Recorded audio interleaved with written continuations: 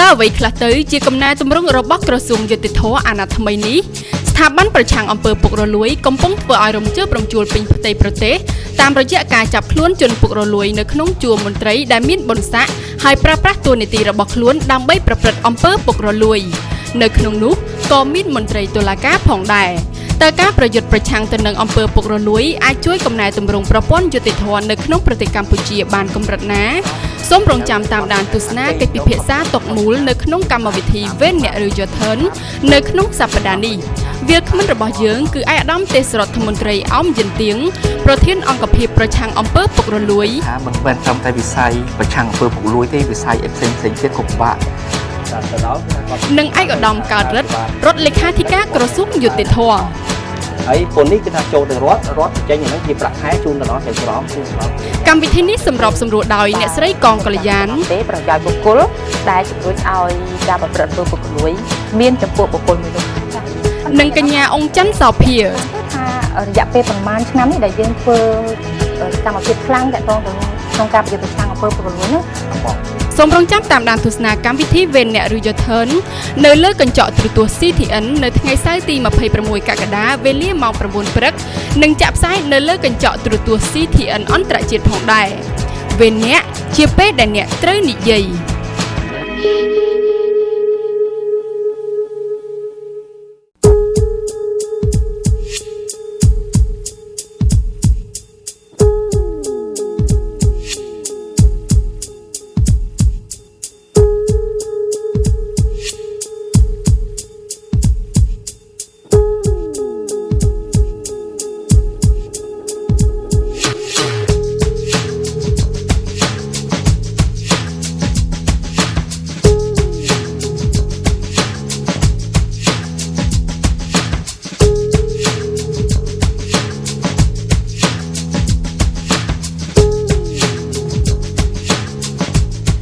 ជំរាបសួរទស្សនិកជនជាទីគោរពនិងជាទីមេត្រីសូមស្វាគមន៍មកកាន់កម្មវិធីវេនអ្នកឬ Your Turn លោកនាងកញ្ញាកម្មវិធីរបស់យើងបានវិលត្រឡប់មកជួបលោកនាងសាជាថ្មីម្ដងទៀតហើយយើងខ្ញុំសូមថ្លែងអំណរគុណលោកនាងដែលកំពុងតែរងចាំទស្សនាកម្មវិធីវេនអ្នកដោយដែលលោកនាងធ្លាប់ដឹងជាមុនហើយថាកម្មវិធីវេនអ្នកគឺជាកម្មវិធីកិច្ចពិភាក្សាតុកមូស៊ីជម្រៅដែលនឹងមានការអញ្ជើញចូលរួមពីវាគ្មិនមកពីស្ថាប័ននានាសុទ្ធសឹងតែជាអ្នកជំនាញហើយកម្មវិធីវេនអ្នកនឹងលើកយកនៅប្រធានបទដែលតកតងទៅនឹងបញ្ហាបច្ចុប្បន្នភាពរបស់សង្គមនយោបាយសេដ្ឋកិច្ចនិងសង្គមដែលមានខ្ញុំកងកល្យានជាអ្នកសម្របសម្រួលនិងនាងខ្ញុំអង្គចានសាភាទស្សនិកជនជារៀងរាល់សប្តាហ៍យើងតែងតែលើកប្រធានបទដែលតកតងទៅនឹងបច្ចុប្បន្នភាពហើយនៅក្នុងសប្តាហ៍នេះយើងលើកឡើងប្រធានបទតកតងទៅនឹងថាតើការប្រយុទ្ធប្រឆាំងអំពើពុករលួយបានជួយដល់កំណែទម្រង់ប្រព័ន្ធយុតិធធនៅក្នុងប្រទេសកម្ពុជាកម្រិតណាវាគ្មិនអញ្ជើញចូលរួមនៅក្នុងសប្តាហ៍នេះគឺមានពីររូបទី1គឺឯកឧត្តមទេសរដ្ឋមន្ត្រីអមជុនទៀងឯកឧត្តមគឺជាប្រធានអង្គភិបប្រឆាំងអំពើពុករលួយនេះខ្ញុំសូមជម្រាបជូនថាឯកឧត្តមអមជុនទៀងគឺធ្លាប់មានបទពិសោធន៍ជាង10ឆ្នាំមកហើយនៅក្នុងវិជ្ជាជីវៈជាអ្នកសារព័ត៌មានដោយរាប់ចាប់តាំងពីឆ្នាំ1981ដល់ឆ្នាំ1993ឯកឧត្តមក៏ធ្លាប់ជាទីប្រឹក្សាផ្ទាល់សម្ដេចតេជោនាយករដ្ឋមន្ត្រីនៃប្រទេសកម្ពុជារយៈពេល21ឆ្នាំហើយលើកពីនេះទៅទៀតនៅក្នុងបទពិសោធន៍ការងារក្នុងផ្នែកសិទ្ធិមនុស្សឯកឧត្តមបម្រើការងារជាង11ឆ្នាំមកហើយដែរចាវាគ្មិនទី2គឺឯកឧត្តមកើតរិទ្ធដែលជារដ្ឋលេខាធិការក្រសួងយុតិធធឯកឧត្តមក៏ជាសមាជិកឧត្តមក្រុមប្រឹក្សាសេដ្ឋកិច្ចជាតិឯកឧត្តមកើតរិទ្ធបានទទួលសញ្ញាបត្រជាន់ខ្ពស់ផ្នែកនីតិព្រហ្មទណ្ឌពីសាកលវិទ្យាល័យ Jean Moulin Lyon 3ប្រទេសបារាំងនៅឆ្នាំ2002បច្ចុប្បន្នឯកឧត្តមក៏ជាសាស្ត្រាចារ្យច្បាប់និងជាគ្រូបង្គោលសម្រាប់ការផ្សព្វផ្សាយបណ្ដុះបណ្ដាលច្បាប់ដល់ចៅក្រមព្រះរាជអាជ្ញាឯកឧត្តមក៏ជាសមាជិកក្រុមការងារតាក់តែងនិងការពារសេចក្តីព្រាងច្បាប់របស់ក្រសួងយុតិធធផងដែរចាសូមជម្រាបសួរចាសូមថ្លែងអំណរគុណដល់ឯកឧត្តមដែលបានអញ្ជើញចូលរួមនិងផ្ដល់នៅឱកាសសម្រាប់ការបកស្រាយនានាឬក៏ជាមតិយោបល់នៅក្នុងតុមួយរបស់យើងនេះខ្ញុំសូមជម្រាបជូនថាវេទិកានេះមិនត្រឹមមានតែវាគ្មិនរួមទាំងយើងខ្ញុំតាំងពីអ្នកទេក៏មានការអញ្ជើញចូលរួមពីសិស្សនិស្សិតមកពីសាកលវិទ្យាល័យភូមិន្ទនីតិសាស្ត្រនិងវិទ្យាសាស្ត្រសេដ្ឋកិច្ចរួមទាំងមកពីសាកលវិទ្យាល័យជាតិគ្រប់គ្រងផងដែរហើយក្នុងវេទិការបស់យើងក្រៅពីការសួរដេញដោលនៅក្នុងការចាប់ផ្ដើមនឹងវគ្គទី2នៅក្នុងវគ្គទី3យើងនឹងផ្ដល់ឱកាសដល់សិស្សនិស្សិតដែលអញ្ជើញចូលរួមទីនេះផ្ដល់សំណួរមកកាន់វាគ្មិនផងដែរជាដំបូងនេះខ្ញុំសូមផ្ដល់វេទិកាទៅកាន់អាដាមការិតដែលជាអ្នកតំណាងមកពីក្រសួងយុតិធធយើងឃើញហើយថាក្រសួងយុតិធធក៏មានឆន្ទៈនៅក្នុងការធ្វើកំណែតម្រង់ផ្សេងៗដើម្បីធ្វើឲ្យមានភាពប្រសើរឡើងវិញ អំពីយុទ្ធធម៌នៅក្នុងប្រទេសកម្ពុជានេះខ្ញុំចង់ឲ្យអាដាមលើកឡើងនៅពេលនេះតែម្ដងថាតើអ្វីទៅដែលជាកំណែទម្រង់ថ្មីរបស់ក្រសួងយុទ្ធធម៌ បាទសូមអរគុណចំពោះសំណួរនេះខ្ញុំសូមអនុញ្ញាតជំរាបជូនថាកំណែទម្រង់ប្រព័ន្ធច្បាប់និងយុត្តិធម៌នៅតែជាអត្ថប្រយោជន៍ដ៏ចម្បងមួយរបស់រាជរដ្ឋាភិបាលហើយត្រូវបានចាត់ទុកជាស្នូលនៃយុទ្ធសាស្ត្រចតុកោណក្នុងដំណាក់កាលទី3ដែលបានត្រូវបានដាក់ឲ្យប្រកាសដាក់ដំណើរការដោយសម្ដេចនាយករដ្ឋមន្ត្រីនាថ្ងៃទី25ខែកញ្ញាឆ្នាំ2013កំណែទម្រង់ប្រព័ន្ធច្បាប់និងប្រព័ន្ធយុត្តិធម៌នេះគឺជាផ្នែកមួយដ៏សំខាន់ដើម្បីជំរុញឲ្យមានគេហៅថាយុត្តិធម៌សង្គមហើយក្នុងនោះគឺថាក្រសួងយុត្តិធម៌បានចាត់ទុកថាការងារនៅក្នុងការកែតម្រង់ច្បាប់និងប្រព័ន្ធយុត្តិធម៌នេះគឺជាការងារស្នូលចម្បងធំជាងគេសម្រាប់នីតិកាលទី5នេះនៅក្នុងនីតិកាលទី5នេះក្រសួងយុត្តិធម៌បានចាប់ផ្ដើមជាមួយការងារកំណែតម្រង់ដ៏ធំមួយគឺការរៀបចំនៅសេចក្តីព្រាងច្បាប់គោលសំខាន់ចំនួន3ដែលទើបតែទទួលបាននៅការអនុម័តដោយរដ្ឋសភាហើយនិងព្រឹទ្ធសភាគឺសេចក្តីព្រាងច្បាប់ស្ដីពីការរៀបចំអង្គការតុលាការសេចក្តីព្រាងច្បាប់ស្ដីពីលក្ខន្តិកៈនៃចក្រមនិងប្រញ្ញានិងសេចក្តីព្រាងច្បាប់ស្ដីពីការរៀបចំនិងការប្រព្រឹត្តទៅនៃឧត្តមក្រុមប្រឹក្សានៃអង្គចក្រមខ្ញុំសូមអនុញ្ញាតជម្រាបជូនថាសេចក្តីព្រាងច្បាប់ទាំង3នេះត្រូវបានគេចាត់ទុកថាគឺជាសេចក្តីព្រាងច្បាប់ដ៏មានសារៈសំខាន់បំផុតសម្រាប់កិច្ចដំណើរការនៃប្រព័ន្ធតុលាការរបស់កម្ពុជាក្រសួងធម៌ក្នុងនាមជាសេនាធិការរបស់រាជរដ្ឋាភិបាលលើវិស័យនេះបានខិតខំប្រឹងប្រែងធ្វើយ៉ាងម៉េចដើម្បីកែលម្អប្រព័ន្ធតុលាការដើម្បីធានានៅការបម្រើសេវាជូនប្រជាពលរដ្ឋឲ្យកាន់តែមានភាពប្រសើរឡើងក្នុងនោះគឺថាសេចក្តីព្រាងច្បាប់នេះក៏បានរៀបចំឲ្យដាក់ឲ្យដំណើរការនៅរដ្ឋបាលតុលាការ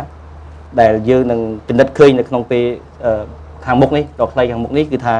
រដ្ឋបាលតុលាការនេះនឹងបម្រើនឹងដើរតួនាទីជាជួរមុខសម្រាប់បម្រើនៅសេវាយុត្តិធម៌សម្រាប់គូភាគីនៅក្នុងសំណុំរឿងក្តីទន្ទឹមនេះគឺថាសេចក្តីព្រាងច្បាប់ដទៃផ្សេងទៀតដែលកំពុងតែត្រូវបានរៀបចំក៏ដើម្បីចូលរួមនៅក្នុងការពង្រឹងប្រព័ន្ធយុត្តិធម៌ដែរខ្ញុំសូមអនុញ្ញាតជំរាបជូនថាសេចក្តីព្រាងច្បាប់ទាំង3នេះគឺថារៀបចំឡើងដើម្បីធ្វើម៉េចគឺថាពង្រឹងនៅឯករាជ្យរបស់អំណាចតុលាការធ្វើឲ្យតុលាការមានតម្លៃធ្វើឲ្យតុលាការមានការជឿទុកចិត្តពីប្រជាពលរដ្ឋហើយដើម្បីបម្រើនៅក្នុងការសេវាយុត្តិធម៌ជូនដល់ប្រជាពលរដ្ឋដែលជាផ្នែកមួយនៃសេវាសាធារណៈរបស់រាជរដ្ឋាភិបាលឲ្យកាន់តែប្រសើរឡើងចា៎នេះខ្ញុំចង់បង្វែរសំណួរទៅអាយដាមអញ្ញទៀងដែលជាប្រធានអង្គភាពប្រឆាំងនឹងអំពើពុករលួយអាយដាមកន្លងមកស្ថាប័នប្រឆាំងអំពើពុករលួយបានចាប់ខ្លួននៅជនពុករលួយមួយចំនួននៅក្នុងមន្ត្រីជាន់ខ្ពស់ហើយកាលពីឆ្នាំ2010យើងចាំបានថាមានការចាប់នៅព្រះអញ្ញាខេត្តពោធិ៍សាត់ហើយខ្ញុំចង់ដឹងថាសម្រាប់អាណត្តិទី5នេះតើអាយដាមខាងអង្គភាពប្រឆាំងអំពើពុករលួយមានយុទ្ធសាស្ត្រអ្វីផ្សេងទៀតទេចា៎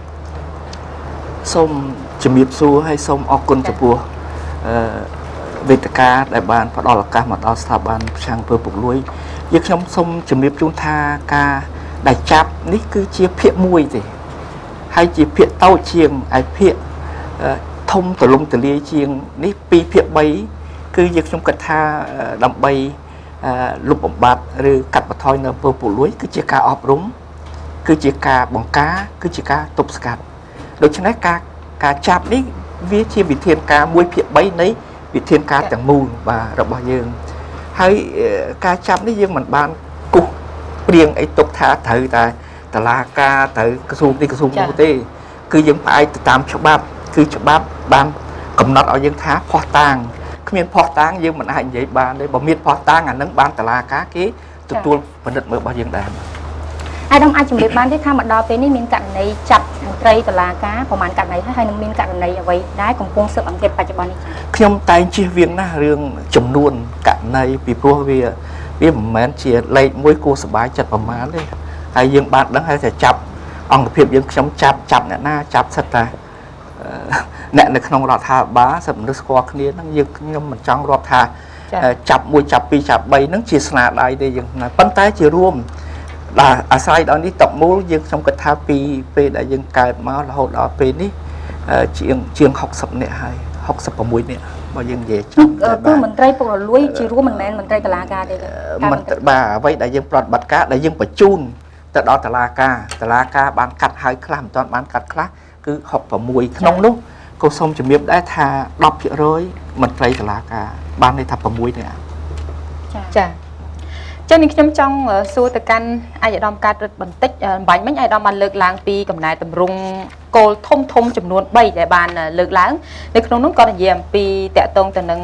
តុលាការផងដែរហើយ ប៉ុន្តែអាយដាមមានអំណាចណាឬក៏យើងចង់បង្ហាញអំពីឆន្ទៈក្នុងនាមអាយដាមក៏នៅក្នុងជួរនៃក្រសួងយុទ្ធភ័ណ្ឌដែរថាតើវាពិតជានឹងអាចធ្វើឲ្យមានការប្រែប្រួលកម្រិតណាទៅចំពោះកំណែតម្រង់របស់ប្រព័ន្ធយុត្តិធម៌ក្នុងប្រទេសកម្ពុជានៅពេលនេះចា៎បាទខ្ញុំសូមជម្រាបជូនដោយអាដាមទេសរដ្ឋមន្ត្រីបានបញ្ជាក់អញ្ចឹងការចាប់ខ្លួនមន្ត្រីតុលាការគ្រាន់តែជាផ្នែកមួយទេឯការរៀបចំកំណែតម្រង់ព័ន្ធច្បាប់និងប្រព័ន្ធយុត្តិធម៌នេះគឺថាយើងគិតទៅលើជ្រុងដទៃផ្សេងទៀតធ្វើម៉េចគឺថាគោលដៅយើងត្រូវគិតថាតុលាការអាចមានដំណើរការទៅបានល្អប្រសើរការបម្រើសេវាយុត្តិធម៌ជូនដល់ប្រជាពលរដ្ឋកាន់តែមានភាពជឿជាក់ការអនុវត្តច្បាប់គឺប្រព្រឹត្តទៅដោយត្រឹមត្រូវអញ្ចឹងដើម្បីធានានៅទាំងអស់ហ្នឹងគឺថាយើងបានគិតគូរទៅលើជ្រុងដទៃផ្សេងទៀតខ្ញុំសូមលើកឧទាហរណ៍ថាការរៀបចំច្បាប់ទាំង3ដើម្បី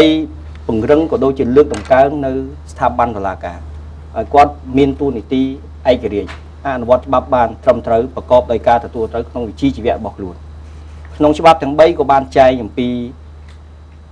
ការទទួលត្រូវវិជ្ជាជីវៈដែរគឺថារាល់កំហុសឆ្គងរបស់ចៅក្រមរបស់ព្រះរាជអាជ្ញារបស់មន្ត្រីតុលាការទាំងអស់នៅពេលដែលមានកំហុសឆ្គងគឺថាយើងមានយន្តការដើម្បីត្រួតពិនិត្យលើកំហុសឆ្គងឧទាហរណ៍ដូចជាយើងបង្កើតឲ្យមានក្រុមប្រឹក្សាវិន័យរបស់ឧត្តមគណៈចៅក្រមដើម្បីត្រួតពិនិត្យនៅកំហុសឆ្គងទាំងឡាយរបស់ចៅក្រមនិងព្រះរាជអាជ្ញា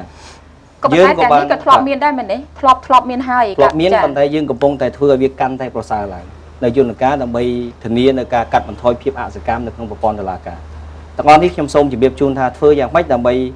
ឲ្យការបម្រើសេវាយុត្តិធម៌នេះជូនដល់ប្រជាពលរដ្ឋកាន់តែមានភាពប្រសើរហើយនឹងមានការជឿជាក់អញ្ចឹងយើងមិនមែនមើលតែជ្រុងមួយទេគឺយើងមើលជ្រុងដទៃផ្សេងទៀតខ្ញុំលើកឧទាហរណ៍ដូចជាយើងក្រោយពេលដែលយើងខំប្រឹងកសាងច្បាប់ដើម្បីធានានៅការគោរពសិទ្ធិបុគ្គលធានានៅសណ្ដាប់ធ្នាប់សន្តិសុខសាធារណៈយើងបានធ្វើការងារដ៏សំខាន់មួយគឺការផ្សព្វផ្សាយច្បាប់យើងបានធ្វើការងារដ៏សំខាន់មួយគឺការបណ្ដុះបណ្ដាលច្បាប់មូលហេតុអីគឺដើម្បីពង្រឹងសមត្ថភាពនិងការទទួលត្រូវផ្នែកវិជ្ជាជីវៈរបស់មន្ត្រីអនុវត្តអញ្ចឹងយើងពង្រឹងគាត់ឲ្យគាត់មានសមត្ថភាពកាន់តែរឹងមាំយើងពង្រឹងការទទួលខុសត្រូវរបស់គាត់តាមក្រមសីលធម៌ផងតាមច្បាប់ផងហើយទន្ទឹមនឹងក៏យើងផ្សព្វផ្សាយឲ្យប្រជាពលរដ្ឋទាំងអស់ចូលរួមក្នុងការគោរពច្បាប់ទាំងអស់គ្នាអញ្ចឹងយើងមើលថាក្នុងជ្រុងនៃកំណែតម្រង់យើងមិនអាចមើលតែមួយជ្រុងទេមិនអាចមើលតែមួយជ្រុងទេប៉ុន្តែមានចំណុចមួយដែលយើងត្រូវតែទទួលស្គាល់អភិបាលកិច្ចល្អដែលជាស្នូលនៃយុទ្ធសាស្ត្រចតុកោណគឺថាទាមទារឲ្យមាននៅវិធានការមុតស្រួចមួយចំនួនហើយគឺថាត្រូវតែមានការបដិញ្ញាចិត្តនៅក្នុងការអនុវត្តនៅវិធានការមួយស្រួចនេះមិនមែនតែក្នុងប្រព័ន្ធតុលាការទេខ្ញុំជឿថានៅក្នុងស្ថាប័នផ្សេងទៀតក៏ដូចគ្នាដែរអភិបាលកិច្ចល្អនេះដែលយើងចាត់ទុកថាជាស្នូលនៃយុទ្ធសាស្ត្រចតុកោណនេះដំណាក់កាលតាំងពីដំបូងរហូតដល់ដំណាក់កាលទី3នេះគឺថានៅតែដើរតួនាទីដ៏ចម្បងសម្រាប់បង្កើននៅគណនេយ្យភាពចា៎អាដាមអញ្ចឹងអាដាមកើតបានលើកឡើងជាច្រើននៃការតាំងចិត្តនិងកំណែតម្រង់នៅក្នុងប្រព័ន្ធយុត្តិធម៌ខ្ញុំចង់ដឹងថាក្នុងនាមអាដាមជាតំណាងអង្គភាពប្រឆាំងអំពើពុករលួយខ្ញុំចង់ដឹងថាតើកន្លងមកការសហការជាមួយនឹងក្រសួងយុត្តិធម៌នៅក្នុងការធ្វើកិច្ចការងារនេះតើមានការសហការបានល្អយ៉ាងណាឬក៏មានការលំបាកអ្វីខ្លះទេចា៎និយាយអំពីបញ្ហាសហការយើងទទួលស្គាល់ដោយការគោរពគឺថាគ្មានក្រសួងយុត្តិធម៌យើងគិតថាមិនមែនត្រឹមតែវិស័យប្រឆាំងអំពើពុករលួយទេវិស័យផ្សេងទៀតក៏ពិបាកយើងអាចដឹងថាយើងដកដង្ហើមយើងរស់នៅជុំវិញខ្លួនយើងគឺច្បាប់បាទហើយពីមួយថ្ងៃទៅមួយថ្ងៃពីមួយឆ្នាំទៅមួយឆ្នាំយើងត្រូវការច្បាប់កាន់តែបំរើមកដល់សិទ្ធិរបស់មនុស្សដែលកាន់តែអភិវឌ្ឍបំរើដល់សង្គមដែលកាន់អភិវឌ្ឍដូច្នេះហើយយើងគិតថាមកដល់ថ្ងៃនេះក៏ដោយអង្គភាពប្រឆាំងពុករលួយនៅតែពឹងពាក់នៅតែស្រែករកជំនួយពីក្រសួងយុទ្ធភ័ណ្ឌហើយឆ្លៀតឱកាសនេះក៏សូមថ្លែងអំណរគុណដែរក្រសួងយុទ្ធភ័ណ្ឌតាំងពីលើដល់ក្រោមតែងតែឆ្លើយតបទាំងយប់ទាំងថ្ងៃមិនដែលយឺតយ៉ាវអីទេមកដល់ការសុំនៅជំនួយផ្សេងរបស់យើងខ្ញុំចា៎អាដាមបានលើកឡើងពីនិយាយថាការចាប់ខ្លួនមិនគ្រាន់តែជាផ្នែកតូចមួយទេគឺការអប់រំសំខាន់ហើយនៅក្នុងសង្គមរបស់កម្ពុជានៅមានបញ្ហាមួយដែលយើងគិតថាជាទម្លាប់មួយដែលនិយាយអំពីការឲ្យជាសកលជូនទៅដល់កិច្ចការងាររបស់មន្ត្រីមួយចំនួនហើយខ្ញុំចង់ដឹងថាតើអាដាមគិតថានឹងអាចจะមានការកែប្រែព្រោះសកលនេះគឺបើយើងមើលទៅដូចជាករណីដែលយើងសុកប៉ាន់ដោយប្រយោលចា៎ជាការត្រឹមត្រូវយើងតែងបាននិយាយច្បាស់ហើយថាច្បាប់ទម្លាប់ដូច្នេះច្បាប់កាលណាច្បាប់កែហើយមានច្បាប់ថ្មីទម្លាប់ត្រូវតែកែថ្មីដែរប៉ុន្តែយើងក៏ ត្រូវមានសិល្បៈមិនកំហុកទេយើងប្រៀបធៀបដូចយើងជីកប៉ាល់មួយជាមួយគ្នាបើគឺស្រែកថាមានច្រេះមួយដុំហើយឥឡូវធ្វើម៉េចបើមិនទៅជួសជុលច្រេះហ្នឹងទេធ្លុះលិចស្លាប់ទាំងអស់គ្នាប៉ិនបើឆោឡោជួលច្បល់ណាក៏ទៅជួសជុលណាទៅក៏ទៅកាន់ក្បិតកាន់ថៅវាលិចងាប់មុននឹងអានោះវាធ្លុះទៅទៀតដែរអញ្ចឹងបញ្ហាធំផុតយើងឃើញថាអ្វីយើងធ្វើដោយសន្សំហើយយើងខ្ញុំគិតឃើញថាអ្នកខ្លះមើលមិនឃើញទេពីព្រោះកិច្ចការខ្លះយើងធ្វើដូចជាគ្រឹះនៅក្រោមដីដល់គ្រឹះធ្វើចប់ហើយនៅតែមើលមិនឃើញប៉ុន្តែដល់វាចាប់ដើមសង់ឡើងជាន់ទី10ទី8បានមើលឃើញដែរអញ្ចឹងខ្ញុំគិតថាទម្លាប់យើងបានដឹងថាទម្លាប់ខ្លះច្បាប់ទទួលយកទម្លាប់នេះអាចរស់បានយូរទម្លាប់ខ្លះទៀតច្បាប់មិនទទួលយកបានទេច្បាប់ថ្មីចេញមកគេនឹងបដិសេធចោលវាត្រូវតែដកថយបន្តិចដងតាមយុទ្ធវិធីតាមយុទ្ធសាស្ត្រឯទម្លាប់ខ្លះទៀតគឺទម្លាប់ដែលប្រឆាំងច្បាប់អានឹងច្បាប់មិនយកបានផងច្បាប់ផ្ដន់ទោសទៀតអញ្ចឹងយើងគិតថាទម្លាប់ការជូនសគុណជូនអីក្រោយពីមានច្បាប់ផ្សព្វផ្សាយយើងខ្ញុំមើលឃើញដែរថាសង្គមចាប់ផ្ដើមប្រែប្រួលអិយាបថដែរមនុស្សចាប់ផ្ដើមគិតដែរឲ្យអីទទួលយកអីបាទចានៅក្នុងពេលហ្នឹងខ្ញុំចង់ឲ្យអាដាមលើកឡើងថាតើបទអ្វីខ្លះទំពើអ្វីខ្លះដែលអាចចាត់ទុកជាអំពើពុករលួយនៅក្នុងការអនុវត្តរបស់មន្ត្រីចាមកដល់ពេលនេះមិនមានទេនិយមន័យថាពុករលួយបាទសូម្បីអង្គការសហជាតិក៏មិនបានកំណត់ថានិយមន័យស្អីហៅពុករលួយទេប៉ុន្តែគេបានពិពណ៌នាអំពើអីដែលគេគិតថាពុករលួយសម្រាប់កម្ពុជាដូចប្រទេសផ្សេងដែរយើងក៏កំណត់ថាអំពើមួយចំនួននេះមិនឲ្យធ្វើទេហើយថាជាបទល្មើសពុករលួយអញ្ចឹងអំពើទាំងអស់ដែលចែងក្នុងចម្ពោះ6នៃច្បាប់ប្រឆាំងអំពើពុករលួយយើងខ្ញុំគិតថាដូច40មេត្រាដែលមាននៅក្នុងក្រមព្រហ្មទណ្ឌបូកនឹងអំពើមួយចំនួនទៀតដែលមាននៅក្នុងច្បាប់ផ្សេងដែលគេចាត់ទុកថាពុករលួយដែរបាត់ដេញថ្លៃមិនត្រឹមត្រូវបាត់អីនេះវាចូលក្នុងពុករលួយអញ្ចឹងយើងតែងតែមានអារម្មណ៍មួយហាក់ដូចទទួលការយល់មួយដែលដោយឆ្វេងពេកស្អីក៏ពុករលួយដែរស្អីក៏ពុករលួយដែរបាទអាមលោកទុកចិត្តអាឆោបោកក៏ពុករលួយដែរអញ្ចឹងពុករលួយពិតប្រាកដវាមានបទប្រភេទបទល្មើសណាដែលថាស៊ីសោកអានឹងទាំងពីរនាក់ពីព្រោះពីរនាក់ហ្នឹងវាសោយសុខជាមួយគ្នាហើយមិនងាយចាប់បានមិនងាយបែកការមិនងាយបោះតាំងអីព្រោះអីអាអ្នកសោកក៏លាក់អ្នកស៊ីក៏លាក់ដែរចា៎បាទប្រភេទខ្លះមួយទៀតគឺអ្នកដែលមានទោសតែមួយហៀងឯងអ្នកឲ្យគឺជាអ្នករងគ្រោះឯងមិនមែនជាអ្នកសោកអីកុំឲ្យច្រឡំឧទាហរណ៍ថាវិតិក្រមគឺអ្នកនោះទាលុយអ្នកនោះគ្មានចេតនាឲ្យហើយមិនចង់ឲ្យប៉ិតបើមិនឲ្យគឺខ្លួនខូចខាតផលប្រយោជន៍ធំអញ្ចឹងអ្នកនោះយើងមិនចាត់ទុកថាជាអ្នកសោកទេអញ្ចឹងនៅក្នុងសង្គមយើងក៏ការនិយាយខ្លះក៏ច្បុកច្បល់ពេញទឹកពេញដីហ្នឹងឲ្យចោតចេះចោតចុះប៉ុន្តែបទពុករលួយមានច្រើនហើយសូមពិនិត្យនៅក្នុងចម្ពោះ6ប៉ុន្តែយើងខ្ញុំគ្រាន់គិតថាមានបទល្មើសស៊ីនិងសោកដែលយើងគិតថាហ្នឹងពុករលួយហើយស្អីក៏ស៊ីសោកទាំងអស់មិនមែនទេក្រៅពីហ្នឹងវិតិក្រមក្រៅពីហ្នឹងបទណែថាកេងយកផលប្រយោជន៍ដល់ខុសច្បាប់ក្រៅពីហ្នឹងវាមានបទមើលថាការព្រឹត្តខ្លែងបន្លំដោយអ្នកជំនាញដោយអីហ្នឹងផ្សេងឡាក់បាទអញ្ចឹងខ្ញុំចង់ងាកមកខាងអាដាមកាត់រត់វិញថាតើនៅក្រសួងយុតិធធយើងនិយាយពីប្រព័ន្ធតុលាការប្រព័ន្ធផ្នែកច្បាប់នៅពេលដែលករណីមួយយើងនិយាយពីយើងនិយាយដោយចំតែម្ដងមន្ត្រីតុលាការចៅក្រមប្រេតញ្ញានានាហ្នឹងជាពលរដ្ឋរួមទាំងមតិសាធារណៈតែងតែគិតទៅដល់ការចំណាយថាតើមានការកំណត់ការចំណាយឬក៏បម្រើថ្លៃសេវានានាសម្រាប់ប្រព័ន្ធផ្នែកច្បាប់ដែរហើយឬនៅមានចា៎បាទមានដូចខ្ញុំបានបញ្ជាក់ជូនខាងដើមថាជាសេវាយុតិធធសេវានេះគឺបម្រើដោយរដ្ឋជាអ្នកធ្វើសេវានេះធម្មតាកាលណាធ្វើសេវាគឺថាអ្នកដែលត្រូវទៅប្រើសេវានេះអាចត្រូវបង់ថ្លៃបន្ថ្លៃនេះគឺថាដូចឯកឧត្តមទេសរដ្ឋនៃបានបញ្ជាក់អញ្ចឹងគឺថាយើងត្រូវកំណត់ឲ្យច្បាស់គឺថាតើការបង់ថ្លៃប្រភេទមិនខ្លះដែលវាបង្កើតទៅជាបទល្មើសចា៎ហើយការបង់ថ្លៃប្រភេទមិនខ្លះដែលជាការបង់ថ្លៃដែលជាកាតព្វកិច្ចដែលយើងត្រូវធ្វើសិតតែមាននៅក្នុងតារាងសិតតែមានក្នុងតារាងអញ្ចឹងបានថានៅតាមសាលាជំនះក្តីដូចខ្ញុំបានបញ្ជាក់ជូននាងថានៅពេលខាងមុខនេះរដ្ឋបាលតុលាការនឹងដើរតួនាទីចម្បងសម្រាប់ការបម្រើសេវានេះគឺថាទៅដល់គឺថាគាត់ប្រាប់ឲ្យថាតើសេវាណាបង់លុយសេវាណាបង់លុយហើយបង់លុយប្រមាណ ឧទាហរណ៍ដូចជាតាក់ទងរឿងក្តីរដ្ឋវិន័យគេថាមានរឿងតាក់ទងប្រាក់ប្រដាប់ក្តីតាក់ទងពន្ធបងពន្ធដើម្បីឲ្យតុលាការគាត់បម្រើសេវាហ្នឹងគឺយកប្រាក់ពន្ធហ្នឹងតែជាកាតព្វកិច្ចរបស់អ្នកប្រើហ្នឹងត្រូវបង់ហើយពន្ធនេះគឺថាចូលទៅរដ្ឋបញ្ចេញអាហ្នឹងជាប្រាក់ខែជូនទៅដល់ចៅក្រមជូនទៅដល់ព្រះញ្ញាជូនដល់ត្រីតុលាការទៅវិញអញ្ចឹងគឺថាការបម្រើសេវាភាគច្រើនគឺថាបើសិនជាមានកំណត់នៅតារាងឬក៏ពន្ធឬក៏ប្រាក់ចំណាយផ្សេងគឺថាមានកំណត់ទៅក្នុងបញ្ជីឲ្យដើម្បីធានានៅតម្លាភាពហើយខ្ញុំក៏សូមជាតិពេលនេះគឺថាសូមអរគុណ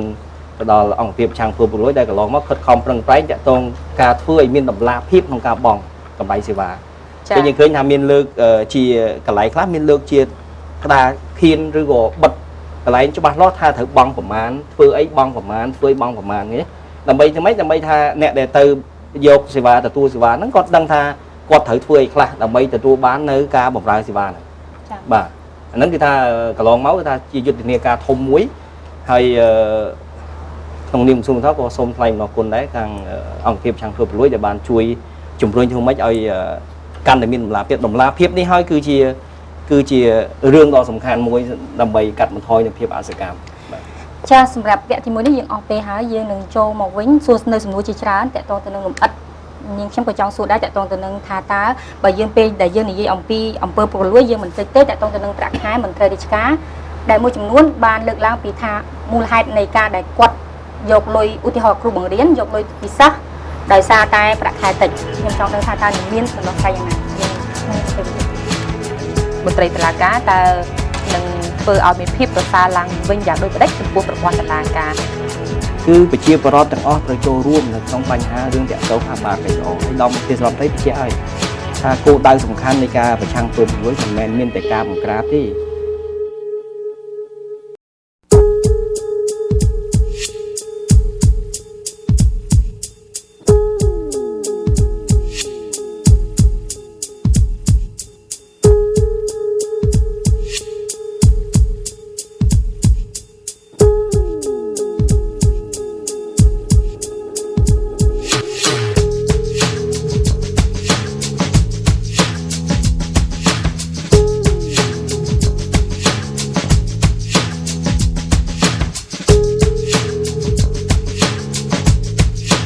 លោកលោកកញ្ញាយើងត្រឡប់ជួបគ្នាសារជាថ្មីម្ដងទៀតហើយនៅក្នុងវគ្គទី2សម្រាប់កម្មវិធីវេនអ្នកត្រួតពិនិត្យជនដោយដែលយើងខ្ញុំបានជម្រាបខាងដើមអញ្ចឹងប្រធានបទរបស់យើងក្នុងសប្តាហ៍នេះគឺថាតើការប្រឆាំងនៅអំពើពុករលួយអាចជួយកំណែតម្រង់ប្រព័ន្ធយុតិធម៌ក្នុងប្រទេសកម្ពុជាបានកម្រិតណាវាគ្មិនដែលជើជរួមនៅក្នុងតុមួយរបស់យើងនេះគឺអាយដាមទេសរដ្ឋមន្ត្រីអោមជំទាវដែលជាប្រធានអង្គភាពប្រឆាំងអំពើពុករលួយនិងអាយដាមកើតរិទ្ធជារដ្ឋលេខាធិការក្រសួងយុតិធម៌នេះខ្ញុំចង់ទាញចំណាប់អារម្មណ៍វិញថាតើការចាប់ខ្លួនមន្ត្រីតុលាការនៅក្នុងមន្ត្រីតុលាការតើនឹងធ្វើឲ្យមានភាពប្រសើរឡើងវិញយ៉ាងដូចម្តេចចំពោះប្រព័ន្ធតុលាការអាយដាមកើតរិទ្ធដឹងហើយថារយៈពេលកន្លងមកនេះការបញ្ចេញកណ្ដាប់ដៃរបស់អង្គភាពប្រឆាំងពុករលួយនៅក្នុងការស្វែងរកទីបំផុតទៅក៏បានឈានទៅដល់ការចាប់មន្ត្រីតុលាការហើយនេះក៏ជាឧទាហរណ៍មួយថាតើអាយដាមយល់ថានឹងអាចធ្វើឲ្យមានការរង្គោះរង្គើឬក៏ជាមេរៀនមួយសម្រាប់មន្ត្រីតុលាការដែលធ្លាប់ប្រព្រឹត្តអំពើនោះចា៎បាទសូមអរគុណណាស់ដោយអាយដាមទេសរដ្ឋមន្ត្រីបញ្ជាក់អញ្ចឹងគឺថាតាមរយៈយុទ្ធនាការក្នុងការពង្រឹងអភិបាលកិច្ចហើយដូចជាមិញបានបញ្ជាក់ពាក្យថាកណ្ដាប់ដៃជាដើមណាខ្ញុំយល់ឃើញថាអ្វីដែលសំខាន់គឺអិរិយាបថរបស់សង្គមទាំងមូលដែលត្រូវធ្វើការប្រែប្រួលទៅតាមបរិបទថ្មីរបស់សង្គមកម្ពុជាមិញបានលើកជាសំណួរទាក់ទងបញ្ហាទម្លាប់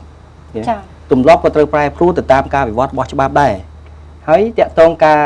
និយាយពីអភិបាលកិច្ចល្អមិនមែនតែសម្រាប់តែមន្ត្រីទេគឺប្រជាពលរដ្ឋទាំងអស់ត្រូវចូលរួមនៅក្នុងបញ្ហារឿងតាក់ទងអភិបាលកិច្ចល្អហើយដំទេសរដ្ឋមន្ត្រីបញ្ជាក់ហើយថាគោលដៅសំខាន់នៃការប្រឆាំងអំពើពុករលួយមិនមែនមានតែការបង្ក្រាបទេបើសិនជាគ្មានអ្នកសោកតើមានអ្នកស៊ីមកពីណានេះយើងអាចចោទជាសំណួរអញ្ចឹងការផ្លាស់ប្ដូរអិរិយាបថរបស់សង្គមរួមទាំងរបៀបធ្វើការងារវាគឺជារឿងសំខាន់ដែលយើងត្រូវគិតទាំងជារួមតាក់ទងរឿងបញ្ហាមន្ត្រីអនុវត្តនៅក្នុងប្រព័ន្ធយុត្តិធម៌វិញខ្ញុំយល់ឃើញថាការទទួលខុសត្រូវផ្នែកវិជ្ជាជីវៈនិងការគោរពនៅក្រមសីលធម៌គឺជារឿងសំខាន់ដើម្បីលើកដង្កើងសម្រាប់បុគ្គលខ្លួនគាត់ដែលជាអ្នក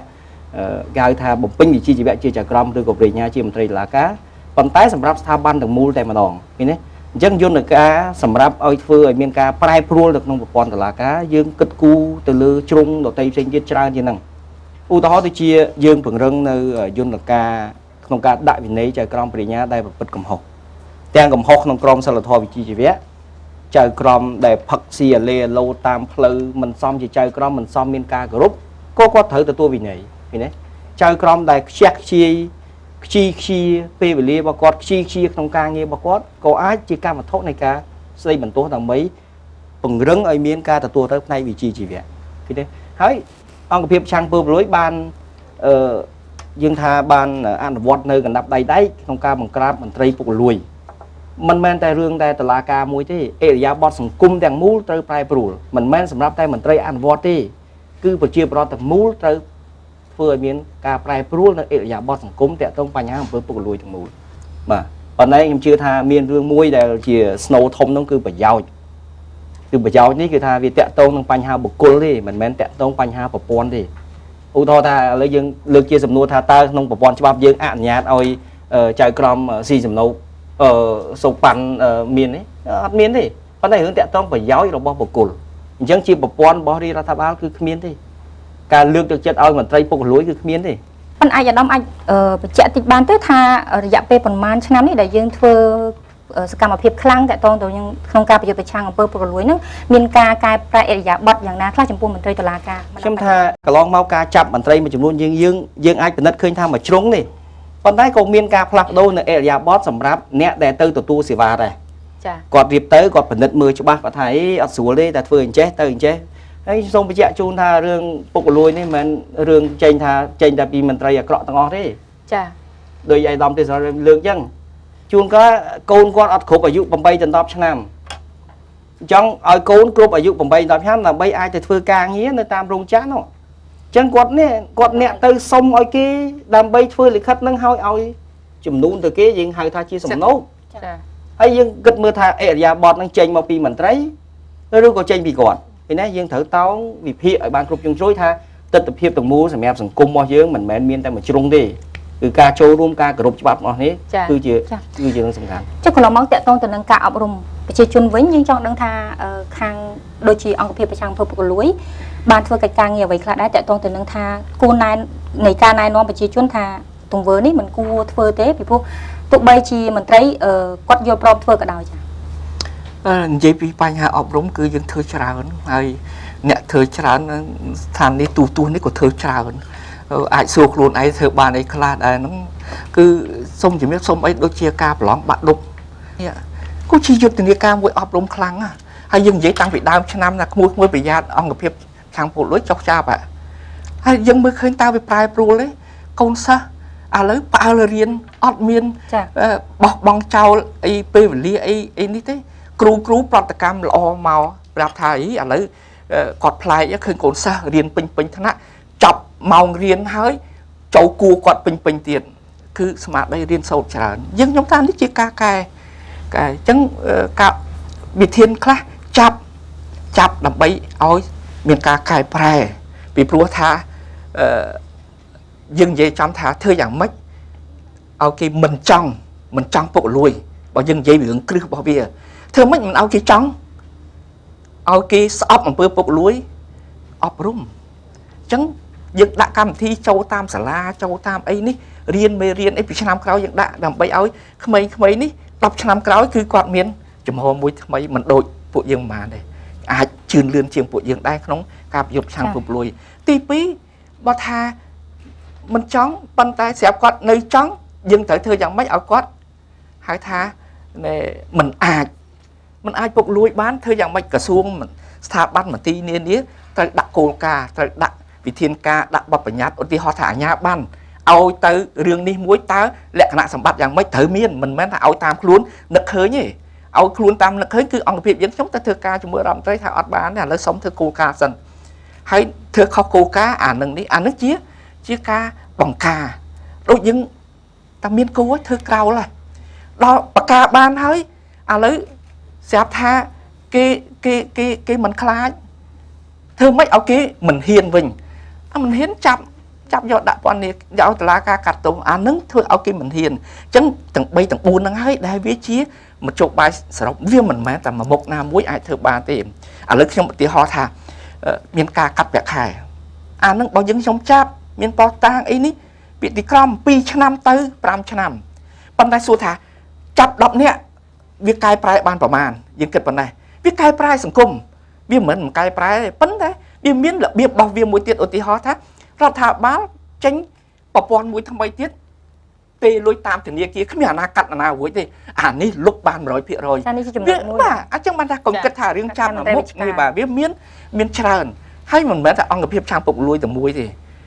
ការអប់រំនេះទាំងអស់គ្នា នេះខ្ញុំចង់ផ្ដោតទៅសំណួរមួយទៀតដែលអាយដាមការរិទ្ធបានលើកឡើងអំពីប្រយោជន៍បុគ្គលបើនេះខ្ញុំចាំមិនច្រឡំទេប្រយោជន៍បុគ្គលដែលជំរុញឲ្យការប្រព្រឹត្តអំពើពុករលួយមានចំពោះបុគ្គលមួយនោះអញ្ចឹងថាតើត្រង់ចំណុចនេះអាយដាមលើកពីខាងដើមអំពីបញ្ហាប្រាក់បៀវត្សរួមទាំងការអប់រំសិលធម៌ឲ្យបំពេញវិជ្ជាជីវៈក្រិតក្រមតម្លាភាពថាតើនេះខ្ញុំចង់ឲ្យអាយដាមលើកឡើងថាប្រសិនបើដូច្នោះថាតើក្រសួងយុតិធធម៌នឹងអនុវត្តកម្រិតណានៅក្នុងការធ្វើឲ្យមន្ត្រីរបស់ខ្លួន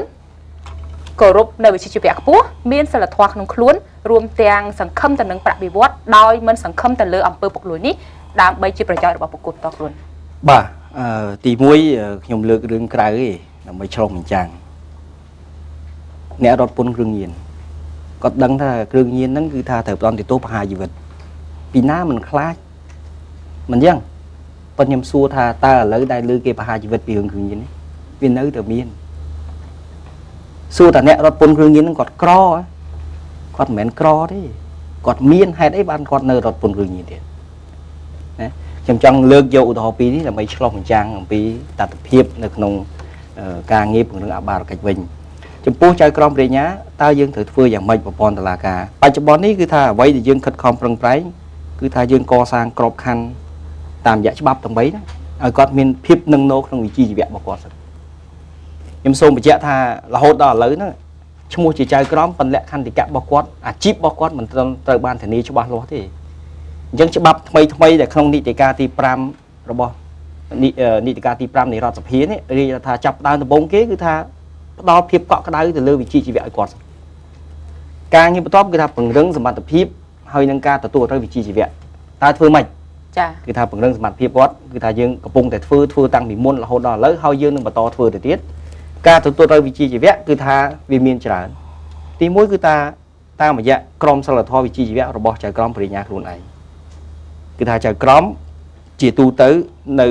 នៅក្នុងទស្សនៈនៃវិជ្ជាជីវៈចៅក្រមគឺថាចៅក្រមបរិញ្ញាគេចាត់ទុកថាជាវិជ្ជាជីវៈមួយដែលទទួលបាននូវការគោរពអញ្ចឹងក្រមសីលធម៌នឹងធ្វើឲ្យគាត់មានឧត្តមភាពមានសេចក្តីថ្លៃថ្នូរមានតម្លៃឃើញទេដល់ពេលអ្វីយើងរៀបចំគឺថាជាការលើកទឹកចិត្តនិងការពង្រឹងឲ្យគាត់ហើយបន្តមកទៀតគឺថាអំពីអរិយាប័ត្រឬការប្រព្រឹត្តរបស់គាត់កំហុសឆ្គងរបស់គាត់តើយើងត្រូវចាប់ផ្ដើមមើលពិនិត្យកំហុសឆ្គងក្នុងជ្រុងណាខ្លះជ្រុងដែលក្រសួងខំប្រឹងធ្វើបំផុតនោះគឺការទទួលរកជីវៈតាមរយៈយន្តការវិន័យភាពអសកម្មយើងខំប្រឹងធ្វើឲ្យមានភាពតម្លាភាពរដ្ឋបាលតុលាការដើម្បីធានាបាននៅគេហៅថាភាពស្អាតស្អំនោះខ្ញុំឃើញមានចំណុចមួយធំគឺតម្លាភាពហើយអ្វីដែលអង្គភាពប្រឆាំងអំពើពុករលួយខំប្រឹងធ្វើនោះគឺតម្លាភាពមនុស្សមើលដឹងថាខ្ញុំត្រូវបង់ប្រមាណអ្នកត្រូវធ្វើអីខ្លះខ្ញុំពីនេះហ្នឹងជាតម្លាភាពអាយដាមនៅសំណួរចុងក្រោយទៀតដែលនេះខ្ញុំប្រហែលជាត្រូវសួរអាយដាមនៅក្នុងពេលនេះដែរដោយមានវត្តមានរបស់អាយដាមការរិទ្ធតំណាងក្រសួងយុតិធធម៌មតិមួយបានលើកឡើងចំពោះការចាប់មន្ត្រីតុលាការគឺចាប់ដោយរើសមុខតែអាយដាមមានការបកស្រាយយ៉ាងដូចម្តេចដែរចាយើងខ្ញុំមិនដែលឮសោះទប់លឺថ្ងៃហ្នឹងថាយើងខ្ញុំចាប់មន្ត្រីតុលាការដោយរើសមុខព្រោះមុខអ្នកអស់ហ្នឹងខ្ញុំមិនដែលស្គាល់អញ្ចឹងអ្នកដែលខ្ញុំស្គាល់បានខ្ញុំមិនចាប់ឬយ៉ាងម៉េចខ្ញុំសូមធានាថាអ្នកទាំងអស់ហ្នឹងខ្ញុំមិនដែលស្គាល់មុខ6អ្នកដែលចាប់ហ្នឹងខ្ញុំមិនដែលស្គាល់មុខបាទប៉ុន្តែខ្ញុំដឹងថាអ្នកណាអាងអ្នកណាអាងអ្នកណាបាទប៉ុន្តែខ្ញុំមិនបានថយក្រោយចំពោះបញ្ហាហ្នឹងទេហើយសូមកុំភ្លេចណាខ្ញុំសូមជំរាបរឿងមួយថាហេតុអីបានករណីទី1យើងចាប់ព្រះអញ្ញាចាមូលហេតុអ្វីអាដាមគ្មានអីពិបាកជាងរឿងចាប់ចៅក្រមឲ្យចៅក្រមខ្លួនឯងកាត់ទោសទេនេះជាវិញ្ញាសាមួយដែល បាក់ជាងគេបំផុតបើយើងខ្ញុំធ្វើអានឹងបានដល់ជោគជ័យអានឹងយើងខ្ញុំគិតថាករណីអីផ្សេងទៀតទោះបីឆ្លងសមុទ្រប្រមាណជាន់ក៏ដោយក៏អាចទី2ទេមិនអាចទី1ទេចា៎បាទពីព្រោះអីគេប្រតិកម្មរបស់យើងខ្ញុំខ្លាំងណាស់បើផោះតាំងយើងខ្ញុំមិនរឹងហើយយើងខ្ញុំនិយាយពាក្យសាមញ្ញចុះពាក្យខាងយើងខ្ញុំផោះតាំង3ជាន់អីនោះហើយយកមកជាន់នេះទៅតុលាការហើយបើរើទៀតដាក់ជាន់ទី2ជូនលើបញ្ហាហ្នឹងដាក់ផោះតាំងជូនតើតែគាត់ស្ពះហ្មងគាត់ថាសុំចោះចាញ់សុំទទួលលែងប្រកែកបាទសារភាពតែម្ដងទទួលសារភាពប៉ុន្តែគាត់ថាទទួលផោះតាំងប៉ុណ្ណឹងបាទអញ្ចឹងយើងខ្ញុំចម្លើយក្នុងចិត្តមែនតើនៅក្នុងម៉ោងនេះស្រាប់តែឮថាយើងខ្ញុំចាប់លាការដល់រឿងមុខដូចយើងខ្ញុំមិនមានការលើកឡើងមតិខ្លះដែលនិយាយថាមន្ត្រីខ្លះគាត់ប្រព្រឹត្តអំពើចឹងដែរប៉ុន្តែចាប់តែមួយចំនួនទៀតអត់បានចាប់នេះយើងដឹងថាអាយដាមប្រកាសជាមិនយល់ស្របចំពោះចំណុចនេះប៉ុន្តែគ្រាន់តែយើងចង់ឲ្យអាយដាមពន្យល់ទៅដល់មតិដែលខ្ញុំចង់បញ្ជាក់ជូនចេះណាណែច្បាប់កំណត់ឲ្យយើងខ្ញុំនិយាយពីផោះតាងចាព័ត៌មានថាអ្នកនេះចេះអ្នកនេះចាស់កសែតក៏មានយើងខ្ញុំក៏មានដែរប៉ុន្តែសួរថាព័ត៌មានប៉ុណ្ណឹងយើងទៅចាប់គេបានទេយើងខ្ញុំទទួលបន្ទុកសិទ្ធិមនុស្សទៀតប៉ះពាល់តម្លៃសិទ្ធិមនុស្សធ្ងន់ណាអញ្ចឹងអ្វីដែលយើងខ្ញុំធ្វើគឺរឿងផោះតាងឥឡូវយើងខ្ញុំត្រៀមឲ្យបើកទ្វារសហការឲ្យទទួលខុសត្រូវតានីសន្តិសុខសូមសហការយើងខ្ញុំចោះអ្នកនេះកុំថារឿងអ្នកតឡាការមិនតឡាការអ្នកណាយៈអីក៏ដោយគាត់មកធ្វើការដល់ស្ងាត់មកបងផោះតាងប៉ុណ្ណេះបានតាផោះតាងមិនចាំបាច់ពេញទេឲ្យតែមានតម្រុយផោះតាងយើងខ្ញុំទទួលឲ្យខ្ញុំរុករកជាមួយគាត់ដើម្បីឲ្យគាត់ជឿជាក់ថាយើងធ្វើហើយបើឃើញផោះតាងពេញមូលហើយបើយើងខ្ញុំមិនធ្វើអានឹងឆាន់ចាំនិយាយគ្នាយើងនឹងមានសំណួររបស់និស្សិតនៅពេលនិស្សិតនឹងបញ្ជាក់ទៀតសូមពេលសម្រាប់មួយផ្លែសិននឹងអាចលុបបំបាត់អំពើពុករលួយទាំងអស់នៅកម្ពុជាដែរឬទេខ្ញុំគិតថាទាំងក្មួយទាំងខ្ញុំទាំងអ្នកផ្សេងសិតតែគេញសពដូចគ្នាទាំងចង់លុបអស់ប៉ុន្តែអំពើពុករលួយយើងដឹងហើយថាវាជាមុខរបរមួយចាស់ជាងគេលើពិភពលោកមិនមែននៅស្រុកខ្មែរ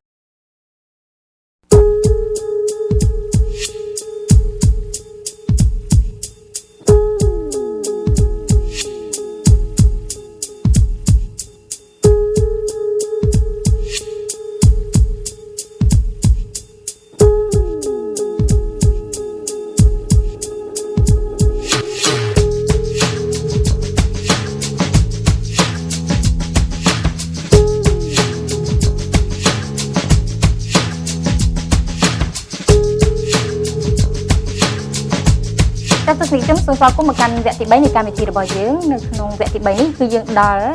វគ្គដែលយើងផ្ដល់ឱកាសឲ្យសិស្សនិស្សិតហើយយើងសូមជម្រាបជូនថាសិស្សនិស្សិតគឺមកពីសាកលវិទ្យាល័យភូមិន្ទនីតិសាស្ត្រនិងវិទ្យាសាស្ត្រសេដ្ឋកិច្ចPhilia បារាំងនិងសាកលវិទ្យាល័យជាតិគ្រប់គ្រងឥឡូវនេះយើងសូមផ្ដល់ឱកាសវេទិកាទៅដល់និស្សិតមកពីសាកលវិទ្យាល័យជាតិគ្រប់គ្រងមុនចា៎នាងខ្ញុំឈ្មោះយ៉ងសារ៉េតមកពីសាកលវិទ្យាល័យជាតិគ្រប់គ្រងនាងខ្ញុំចង់សួរសំណួរមួយទៅអាយដាមអបជំទាវថាតើអង្គភាពអំពើពុករលួយនឹងអាចលុបបំបាត់អំពើពុករលួយទាំងអស់នៅកម្ពុជាដែរឬទេខ្ញុំគិតថាទាំងក្មួយទាំងខ្ញុំទាំងអ្នកផ្សេងសិតតែគេញសពដូចគ្នាចឹងចង់លុបអស់ប៉ុន្តែអំពើពុករលួយយើងដឹងហើយថាវាជាមុខរបរមួយចាស់ជាងគេលើពិភពលោកមិនមែននៅស្រុកខ្មែររាប់ពាន់ឆ្នាំមុនហើយដែលកើតមានបើយើងមើលកុនចិនបុរាណតាំងចំនួនកាប់ដាវណាមានសោកមានប៉ាន់នៅពេលនោះបាត់ហើយវាមិនមែនអត់ទេប៉ុន្តែសូមជំរាបថាអាស្រ័យដោយ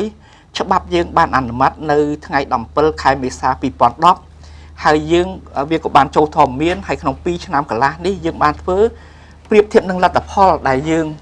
ទទួលបានប្រៀបធៀបនឹងការវាយតម្លៃដូចជាខាងវិស័យឯកជនក្តីយើងខ្ញុំដូចជាមានមោទនភាពណាថាមានការកែប្រែលឿនអញ្ចឹងយើងខ្ញុំជឿថាមិនអស់ទេសូម្បីសហរដ្ឋអាមេរិករងថ្ងៃក៏សមមកកភ្លុះដែរមិនសល់តិចតួចសមមកកភ្លុះធំហ្នឹងប៉ុន្តែធំផុតគឺអេរយាប័តរបស់រដ្ឋាភិបាល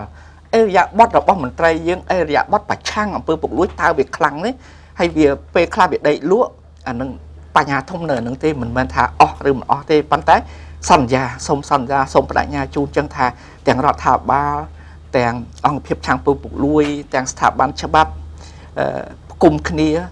រួមជាមួយមហាជនយើងទាំងអស់ដើម្បីលុបបំបាត់នៅបញ្ហាអំពើពុកលួយនេះឯងបាទ ចានេះខ្ញុំសូមស្ដាប់តាមស្ថាប័នច្បាប់អាដាមអង្គយុទាបានលើកឡើងបែបហ្នឹងចា បាទដូចអាដាមទីសរនរៃវិជ្ជៈមិញអញ្ចឹងខ្ញុំលើកឧទាហរណ៍ទូចមួយដើម្បីកំណត់ពីអរិយាប័ត្រដែលយើងមានតាំងពីយូរខ្ញុំជឿថានៅទីនេះបងប្អូនជាសិស្សនិស្សិតហ្នឹងក៏ធ្លាប់មានសែនមានព្រេនដែរគឺថាសូម្បីតែព្រលឹងសូម្បីតែខ្មោចក៏ទទួលសំណែនដែរមិនអញ្ចឹង ស៊ីសំណូដែរ បាទស៊ីសំណុកដូចគ្នាដែរអរិយាប័ត្រយើងពេលយើងសែនយើងថាសុំដាក់ក្បាលជ្រូកឬក៏សុំដាក់មន់សុំដាក់ថ្វាយដើម្បីសោកដើម្បីអីដើម្បីឲ្យគាត់ប្រើមហិទ្ធិឫទ្ធិរបស់គាត់នោះដើម្បីជាប្រយោជន៍របស់ខ្លួនឯងអញ្ចឹងគេថាហ្នឹងគឺថាវាជាអរិយាប័ត្ររបស់មនុស្សវាមានតាំងពីយូរហើយក្នុងសង្គមខ្មែរយើងអារឿងសែនអីហ្នឹងគឺថាក៏មានច្រើនដែរមិនមែនថាអត់ទេអ្នកខ្លះរៀបទៅប្រឡងហ្នឹងគឺសែនមុនបាត់ហើយមិនអញ្ចឹងទេទៅសែនកុងមកសែនអីថាសុំឲ្យប្រឡងជាប់មិនអញ្ចឹងហើយអញ្ចឹងខ្ញុំគ្រាន់តែចង់បញ្ជាក់ជូនថាគោលដៅដោយអាដាមទេសរដ្ឋបញ្ជាក់អញ្ចឹងប៉ុន្តែធាតុពិតនៅលើពិភពលោកនេះថាចង់ឲ្យពិភពលោកទំហំមានភាពស្អាតស្អំថាប្រទេសណាដែលជួនរឿងថាប្រកែកគេគ្មានអំពើពុករលួយសោះគឺថាប្រហែលជាពិបាករកប៉ុន្តែអ្វីដែលសំខាន់គឺថាការខិតខំប្រឹងប្រែងនិងការបដិញ្ញាចិត្តដើម្បីរៀបឆាំងអំពើពុករលួយហើយធ្វើអ្វីៗគ្រប់យ៉ាងដើម្បីប្រយោជន៍របស់ប្រជាជនយ៉ាងសំខាន់ជាងគេបាទយើងសូមបកគលទៅខាងបងអូន ខាងនីតិសាស្ត្រជាសាស្ត្រកិច្ច ខ្ញុំបាទឈ្មោះចិត្តលីអាឈុនមកពីសាកលវិទ្យាល័យនីតិសាស្ត្រនិងវិទ្យាសាស្ត្រសេដ្ឋកិច្ចគឺជានិស្សិតឆ្នាំទី4ខ្ញុំមានសំណួរមួយជូនដល់អាយដាមរីកមិនឲ្យចន្ទៀងតើមានបញ្ហាប្រឈមនឹងផលវិបាកធំបំផុតអ្វីខ្លះនៅពេលដែលមន្ត្រីប្រឆាំងអំពើពុករលួយអនុវត្តកាតព្វកិច្ចរបស់ខ្លួន សូមជំរាបក្មួយដល់ត្រង់ផលលបាកធំផុតរបស់យើងខ្ញុំគឺមេធាវីហ្នឹងហ្មងមេធាវីខ្លាំងណាស់ប៉ុន្តែយើងខ្ញុំលើកទឹកចិត្តមន្ត្រីស៊ើបអង្កត់យើងខ្ញុំថាកុំហៅថាកុំតក់ស្លុតកុំរាថយប្រសិនបើសបកក្រូចកាន់តក្រាស់យើងត្រូវធ្វើមិនកញ្ចក់យើងឲ្យកាន់តែស្រួចប្រឹងទាំងយប់ទាំងថ្ងៃរកផោះតាំងហើយបើផោះតាំងមានត្រឹមតែមួយល្មមចាប់គេបញ្ជូនទៅតុលាការបានមិនត្រូវប្រជុំតែម្លឹងទេឲ្យត្រូវមាន2មាន3ហើយមេធាវីសូមជំរាបថា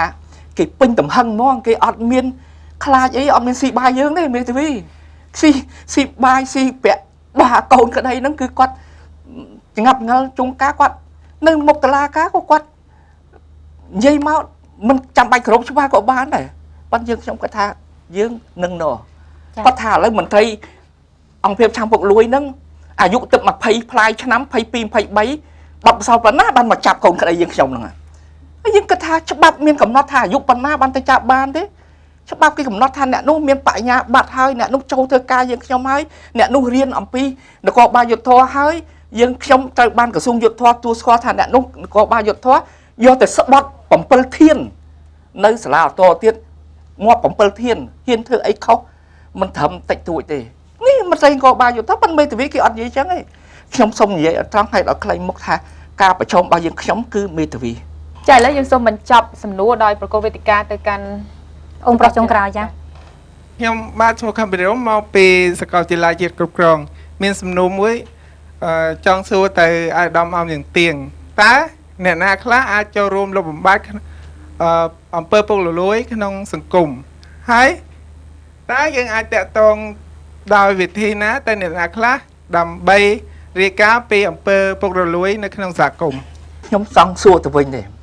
ថាឥឡូវពិធីយើងដែលកំពុងផ្សព្វផ្សាយនេះចូលរួមប្រយុទ្ធប្រឆាំងអំពើពុករលួយឬមិនចូលរួមអញ្ចឹងអ្នកណាខ្លះដែលចូលរួមប្រយុទ្ធប្រឆាំងអំពើពុករលួយទាំងអស់គ្នាលើកលែងតែសមត្ថកិច្ចតែមួយទេសួរចម្លើយធ្វើបែបបត់បញ្ជូនទៅតុលាការគឺអង្គភាពប្រឆាំងពុករលួយក្រៅពីនឹង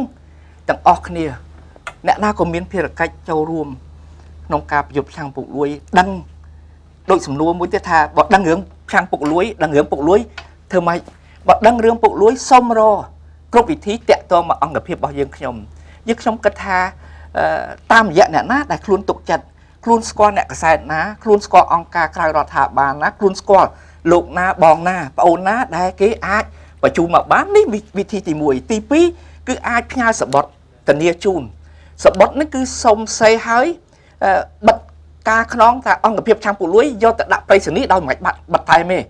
ពីព្រោះយើងមិនឲ្យបាត់តែមេកាលណាបាត់តែទៅទី1អស់លុយខ្លួនយើងប៉ុន្តែទី2អ្នកទទួលគេឃើញអូមួយនេះមកប្តឹងរឿងពុកលួយនេះចំណាំមុខយើងមិនចង់ឲ្យគេចំណាំមុខអញ្ចឹង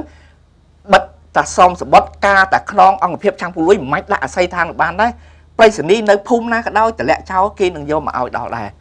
ហើយបើសិនជាមានអ្វីឲ្យយើងខ្ញុំតាក់ទងទៅវិញបានលេខទូរស័ព្ទលេខអីបាននឹងជាការល្អដើម្បីនេះទី2យើងមានទូរស័ព្ទទី3គឺយើងមានទីស្នាក់ការគាត់អាចដើរមកប្រឹងបានហើយទី4ខ្ញុំសូមជម្រាបវិធីមួយទៀតល្អអ៊ីមែលពួកអ្នកខ្លះគាត់ចង់អាណាមិកគាត់ចង់មិនចេញបញ្ចេញឈ្មោះបាទហើយដល់មិនចេញឈ្មោះគាត់ផ្ញើតាសបុតមួយទៅទេមកអត់ចេញឈ្មោះដល់វាខ្វះតិចតួចទៅរកគាត់វិញអត់មានទុកចោល10ឆ្នាំពួកមិនដឹងទៅធ្វើមិនបាច់ដើម្បីឲ្យឃើញស៊ូគាត់ឲ្យច្បាស់ប៉ុន្តែអ៊ីមែលគាត់អាចបង្កើតស្អីក៏បានដែរឈ្មោះអាណាមិកអ៊ីមែលមកគាត់អ៊ីមែលមកគាត់ប្រាប់យើងខ្ញុំអត់ស្គាល់វិញទេប៉ុន្តែយើងខ្ញុំអាចតាក់ទងទៅវិញម៉ែប្អូនរឿងនេះខ្ញុំទទួលបានហើយឥឡូវនេះខ្ញុំក៏មានផុសតាងនេះដែរឥឡូវឯកសារមួយនេះតើបងឯងអាចរកបានអត់អាចមែលមកអត់អាចតាក់ទងគ្នាបានអញ្ចឹងខ្ញុំឃើញវិធីដែលប្រសិទ្ធភាពអាណាមិកហើយធានាសហប្រតិការបានគឺអ៊ីមែលប៉ុន្តែខ្ញុំសូមជំរាបមួយទៀតដែរថារាល់ថ្ងៃយើងខ្ញុំទទួលពាក្យប្តឹងពាក់កដាលគឺចេញមុខបានន័យថាពីមុនអ្នកចេញមុខតិចទេ 10% ឥឡូវអ្នកចេញមុខ 50% ព្រោះអីយើងធានាការពារគាត់បានហើយយើងអាចតាក់ទងគាត់វិញបានដោយមានប្រសិទ្ធភាពឥឡូវនេះដោយសារតែពេលវេលាមានកំណត់យើងខ្ញុំសូមបញ្ចប់នៅកិច្ចពិភាក្សាវេនអ្នករបស់យើងតែត្រឹមប៉ុណ្ណេះសូមថ្លែងអំណរគុណដល់អាយដាមចា៎ដែលបានចំណាយពេលវេលាដ៏មានតម្លៃនិងបានចូលរួមឆ្លើយតបនៅសំណួររបស់សិស្សនិស្សិតទស្សនិកជនកម្មវិធីយោធនរវេនអ្នកបានមកដល់ទីបញ្ចប់ហើយសូមជម្រាបជូនទស្សនិកជនថាកម្មវិធីរបស់យើងតែងតែចាក់ផ្សាយជារៀងរាល់ថ្ងៃសៅរ៍នៅលើកញ្ចក់ទូរទស្សន៍ CTN វេលាម៉ោង 9 ព្រឹកនិងចាក់ផ្សាយផងដែរនៅលើកញ្ចក់ទូរទស្សន៍ CTN International សម្រាប់អ្នកដែលរស់នៅក្រៅប្រទេសចា៎ដោយសារតែពេលវេលាមានកំណត់យើងជួបគ្នានៅក្នុងសប្តាហ៍ក្រោយតាមពេលវេលានិងម៉ោងដដែលចា៎សូមជម្រាបលាគាត់ថាប្រយុទ្ធផ្សាំងធ្វើពលួយគួរចាប់ផ្ដើមពីខ្លួនយើងម្នាក់ហើយលទ្ធផលនៃការប្រយុទ្ធផ្សាំងធ្វើពលួយកន្លងមកក៏បានរួមចំណែកមួយយ៉ាងសំខាន់ទៅដល់ការកែប្រែអេរយាប័តរបស់សង្គមរបស់យើងកែប្រែអេរយាប័តរបស់មន្ត្រីរាជការរបស់ប្រជាជនរបស់ក្រសួងស្ថាប័ននានារាប់ទាំងរបស់ខាងតុលាការផងដែរបាទខ្ញុំយល់ឃើញថាការប្រឆាំងនឹងអំពើពុករលួយគឺនឹងចូលរួមចំណែកក្នុងការកែតម្រង់ប្រព័ន្ធយុតិធធម៌ក៏ដូចជាការកែតម្រង់អេរយាប័តសម្រាប់ការបំពេញការងាររបស់មន្ត្រីជាទូទៅក៏ដូចជាប្រជាប្រដ្ឋទូទៅការកែតម្រង់ប្រព័ន្ធធម៌មិនទាមទារឲ្យមានការពិនិត្យទៅលើចំណុចអត្ថប្រយោជន៍ផ្សេងទៀតក្នុងគោលដៅដើម្បីធានាឲ្យការបម្រើសេវាយុតិធធម៌ជូនប្រជាពលរដ្ឋកាន់តែប្រសើរឡើង